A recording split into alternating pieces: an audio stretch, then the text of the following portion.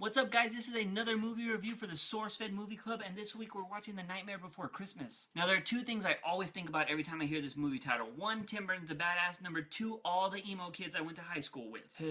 Now, I don't think I'm going out on a limb here, but this is Tim Burton's most iconic film. Everyone thinks he directed it, but that's untrue because it was directed by Henry Selick. Tim Burton wrote the story and did a lot of the character development. Now, there are a ton of reasons why this movie is iconic, but the first is the animation. The animation in this movie is absolutely beautiful. I mean, the attention to detail that the animators put into their work is something that needs to be praised. This type of film was very difficult to make back in the early 90s, and even with all the technological advances that we have today, this type of film would still be very difficult to make, and I think that's why people have appreciated it over the last 2 decades. Now, if you're not in the group of people that thought this movie was great because of the animation, then you're probably in that group of people that thought this movie was amazing because of the music. Now, I would go ahead and say that the music made this film, because when I talk to people about it, they remember the songs before they remember what was going on in that scene. The music is great in this film. Why?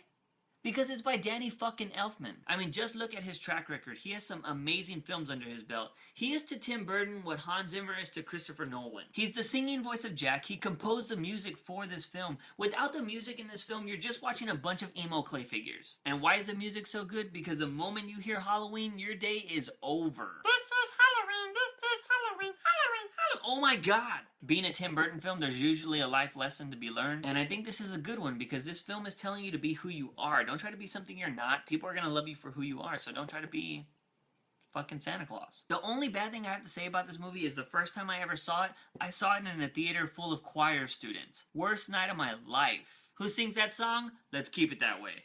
But in the end, I'm gonna go ahead and give this movie 4 out of 5 juice boxes. I fucking love it, and it's just one of those movies that gets stuck in your head. What the fuck? Well, that's my review for the SourceFed Movie Club. I'll see you guys next week. Later!